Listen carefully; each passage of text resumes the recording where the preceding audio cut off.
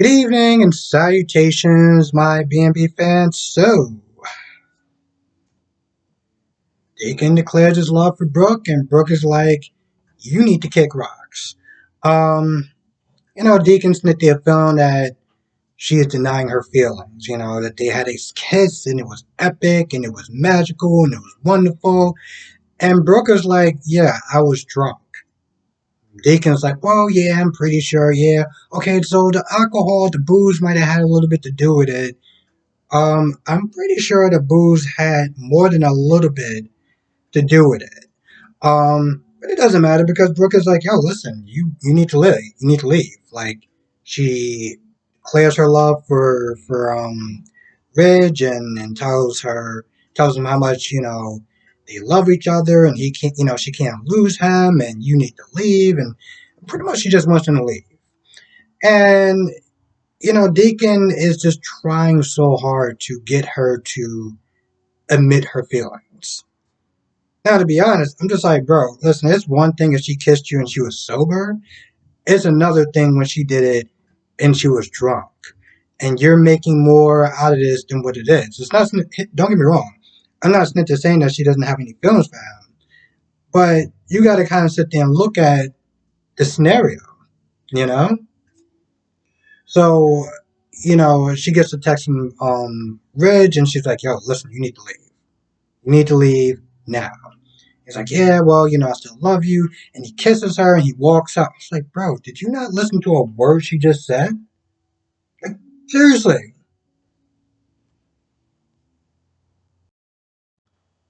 Meanwhile, before Rich got to the house, Steffi and Thomas was sitting there going at Ridge again about Brooke and her scandals and how they want to sit there and protect them from the big bad Brooke and blah, blah, blah, blah, blah. I say blah, blah, blah because she's been harping about that for a hot minute. And, after a while, Ridge was like, "Listen, we're fine. Our relationship is fine." Now, don't get me wrong. I understand where Steffi's coming from to some extent, like, as far as, like, her not showing up to work, people sitting there talking, missing meetings and stuff like that with Thomas. So I get that part. Um, and plus, like she said, she's one of the CEOs. So it's like, yo, listen, if there's stuff that's going on, she needs to sit there and kind of be aware of it, like from a work standpoint. But, Ridge is not that he's getting defensive, but he just feels like, they're coming at Brooke and he's like, "Yo, listen, I'm fine, we're fine, our relationship is fine. Whatever happens, we can handle it. Like, just drop it, you know?" But after a while, you can just feel that they're ganging up on him. And, while they're sitting there saying they're coming from a place of love and concern, that's not how he's feeling. So he kind of just like stops it. He puts it to bed. He doesn't really sit there and tell them what's really going on, but he's just like, whatever is going on with her, like, I love her and I trust her, and like I even have more respect for her than before, something like or admiration or something. Which is actually pretty sad because when he finds out the truth, uh, wow, he's gonna really be changing his tone and his energy. Now he does get home to talk to Reg, and I'm not gonna lie, it must be really nice that after he finished looking at Thomas's design, he was like, "Well, seems like you two got it covered, so I'm just gonna head home now." Bro, you've been at work for like 15 minutes. I'm like, man, that must be a dream job. You come for like 15 minutes, get practically hassled by your kids about why your wife is bad or bad news for you. Then you put it to bed and you're like, "Oh, well, you guys got to handle. I'm just going to take the rest of the day off." The hell? Anyway, he does get home. He talks to Brooke, and there's one point where Brooke is feeling kind of guilty, like I haven't been to work in a while, and I'm pretty sure everyone's probably talking about it. And Ridge is like, "Well, listen, you did so much for the company that you don't need to answer to anyone. You don't even need to answer to me." Really, really, that's great for work morale right there. She just gets to show up when she wants because she's done so much for the company. To be fair, I don't know what her job title is, so if anyone could sit there and tell me what her job title is and why she just, she doesn't need to answer anyone. She can just kind of show up whenever the hell she wants. Please let me know in the comment section. Um, but you can see the look on her face that she is struggling with this whole secret. She feels guilty, but yet at the same time, she's all like, I don't know what drove me to drink, but it's a mystery. Don't worry, it's not going to happen again. I'm not going to let you down. I'm not going to let myself down, the company down. Promises, promises, promises, promises, promises. Pretty much. Um, like I said, it's rare that I sit there and give people like credit and compliments and stuff like that, but this woman is killing this scene. I mean, granted, she's been acting for a hot minute. Like, I remember her being in this Pepsi commercial back in the 80s. And first of all, I was like, damn, this girl is fire. Um, but, she's been doing this for a while. So, like, watching her struggle and the emotion and the pain that she has on her face and even just the way she breathes, it's like, like the way, just the whole scene, the way she handles it, it's just like, damn. I know y'all don't like Brooke as a character because of all the stuff that she did, but damn, this woman is playing the hell out of this character. And I gotta give her props. Gotta give her props. Now Liam and Hope are hanging out at the cabin, and Liam is giving her a foot rub because that's apparently what every husband, every good husband should be doing. And Liam is like, it's kind of odd. I haven't seen Deacon in a minute. What's going on with that? And Hope is like, you miss him, and Liam is like, let's not go that far. But he's been on the up and up, and it's kind of odd that he hasn't like been around. And so Hope is like, it's probably because of Brooke, and Brooke, was telling her that she wants him to kind of leave, like don't be around her. You can be around Hope, but as far as I'm concerned, nah, I can't do that. I want to love my wife and my husband and stuff like that. So it explains to some extent why he hasn't been there. But then they're both. I don't exactly remember who, but one of them was like, um, what's like, did something happen? To cause that. Um, they're talking for a little bit, and of course, Hope goes right to work and walks right into Steffi's room or somebody's room. And Steffi's like, all right, so I guess you're gonna be putting me on notice, or should I wait for my mom to get here? Like, what's what's good?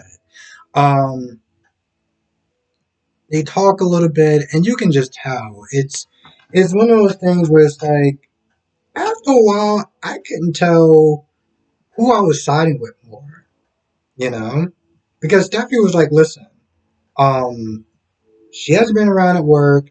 There's a lot of people that's talking. What's going on? I here's the thing. I get where both of them are coming from. I get where Hope is coming from. Hope wants to make sure that Taylor doesn't take advantage of the situation, and more for Steffi. I mean, Hope is like we're supposed to be this big family, and I guess she just feels that energy of like you ain't acting like this is one tribe, pretty much. You know. Um, but I get where Steffi's coming from though too. As far as Ridge and the headaches that she feels that Brooke is putting on him. It's like, yo, listen, he'll be a lot happier if he was with Taylor. We don't sit there and tell him what to do. Like we can't sit there and control him. So like whatever he does is what he does. Like you coming at me, you coming at my mom, you walking in the houses and you walking in a house and sitting there saying, well, da da da da this, da da da da. Like even the Hope was like, yeah, listen, I get it. As far as like, I guess like when she thought about it, it's like I might have came a little bit too strong, but the message is still there. I guess that's kind of the fun of this show is that with this situation, I can see both sides of it. And granted, while Hope might have had her heart in the right place, walking in somebody else's place and sitting there trying to put them on notice and sitting there saying, well, just that you know, this for you, and this for you. Like, are we clear? And the look on the actress face just explained it all. So it's an interesting dynamic, and I definitely am enjoying that part. But damn, sometimes with Steffi, it's like, I mean, she literally is there talking about a war, and who's gonna, like we're gonna triumph, we're gonna come in on top, and like, what the hell is going on with you? Meanwhile, you got Deacon at work that's just sitting there. Deacon's sitting there, just, I'm not gonna lie, and I know it sounds a little kind of crass, but like, he just has his whole spank bank sitting there thinking about the good old days with, Brooke and their pornographic scene. Let's just be very clear. The sex scenes, the love making scenes in the 90s, the late 90s, the early 90s, the late 80s. Well, let's be honest, they look very pornographic. But you sit there thinking about that and the good old times and stuff like that, and I'm like, damn, it was definitely passion going on back in those days. And I'm like, bro, that was like way back in those days. Like, if you really loved her, and to some extent, I was like, bro, if you really loved her and you want her to be happy, then maybe you should just take a step back. You know, let her figure out what she wants instead of constantly being in her face and being like, well, I love you, you love me, you can't sit and deny it. Like, don't you want her to be happy? Like, don't you want her to be happy? I don't know. I mean, I know his reasons was like, oh, well, you don't have to sit there and deal with Ridge and his, I don't know, him leaving you or not putting you as a priority or whatever. I'm like, bro, she's literally telling you what she wants. And in a lot of ways, you're not listening. I don't know. Hmm. I don't know. In a lot of ways, this episode felt a little bit padding also, like I said in my GH review.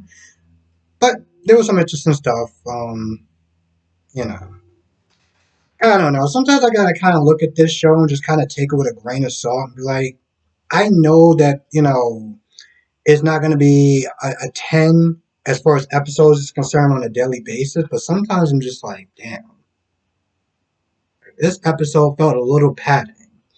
Um, like I can't wait till we get to the point where Ridge finds out, and what is he going to do? What is Brooke going to do? How is she going to sit there and try to explain this? Steffi's going to sit there and be kind of relishing a little bit in the fact that, well, you know what? Now he could be with Taylor. You know, how is Hope going to sit there and react? Like, is Hope going to sit there and be mad at Deacon because he's kind of he's part of the reason why Brooke and Ridge marriage is exploding, or is she going to be happy? Like, what I'm saying? Like, I'm waiting for us to get to that point, and it's taking quite a while. So, yeah, a little bit of padding in this episode. Anyway, with that being said, I'm going to go. I want to thank everyone for watching. Be safe. Let me know what your thoughts are in the comment section below, and I will see you in the next video.